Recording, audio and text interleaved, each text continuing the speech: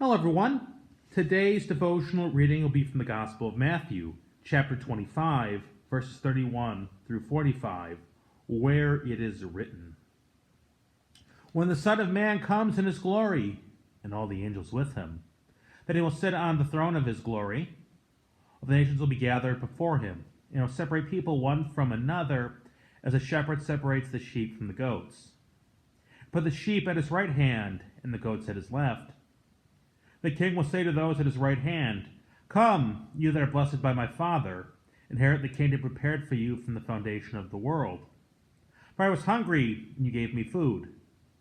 I was thirsty, and you gave me something to drink. I was a stranger, and you welcomed me. I was naked, and you gave me clothing. I was sick, and you took care of me. I was in prison, and you visited me.' Then the righteous will answer him, 'Lord, when was it that we saw you hungry and gave you food, or thirsty and gave you drink?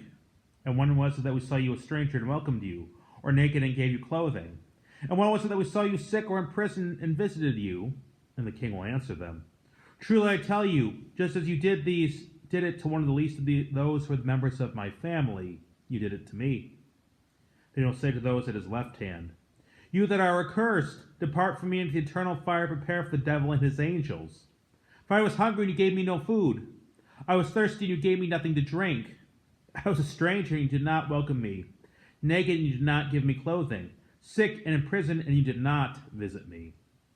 Then they also will answer, 'Lord, when was it that we saw you hungry, or thirsty, or a stranger, or naked, or sick, or in prison, and did not take care of you?' Then he will answer them, 'Truly I tell you, just as you did not do it to one of the least of these, you did not do it to me.'" This is the gospel of the Lord.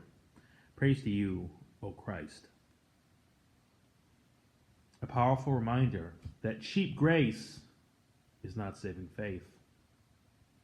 Coming to a church service once a week, regurgitating the right theological formulas, knowing it in your head, and then, it's something I do once a week, no big deal. It's fire insurance. That's not faith. That cannot save you. It's written in James chapter 2, faith without works is dead.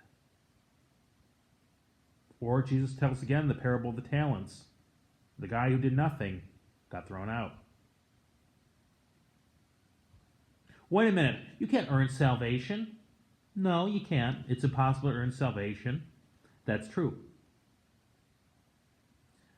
But where do we get the idea there's a harsh separation between faith and works? That's not a bean counter. If God was a bean counter, tabulating all our good deeds, minusing our bad deeds, we'd all be in trouble. None of us are worthy. None of us could ever be worthy. But by God's grace, he gives us faith. Faith is not dead. Faith is alive. Faith does things. Jesus Christ calls his followers the salt of the earth.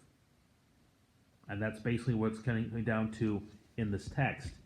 Feed hungry, give water to the thirsty, clothe the naked, visit the stranger, take care of the sick, visit those in prison. Salt of the earth kind of stuff. So we see the faith is living and active. It transforms just as Christ transformed. What is the largest source of private charity in the world? The Catholic Church. What's 2 and 3? The Orthodox Church and the Protestant world. We have our differences, I'm not going to deny that, but overall, we, the followers of Christ, are taking this seriously. It's meant to check us. This text is meant to remind everyone. Cheap grace, fire insurance is not saving faith. We're saved by faith. Faith that works through love, not head knowledge. Faith that works through love is working with Jesus Christ to bring about the world he wants to see, the world we know that will come by faith. And we are saved by faith. We know that world will come by faith. Living faith that works through love, not dead faith.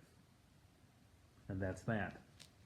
So let no one get cocky, but always ask God for more faith. Let us close with a prayer. Lord, give us the real living faith, not the cheap grace, but the real stuff, so we may be your children in this world. Amen.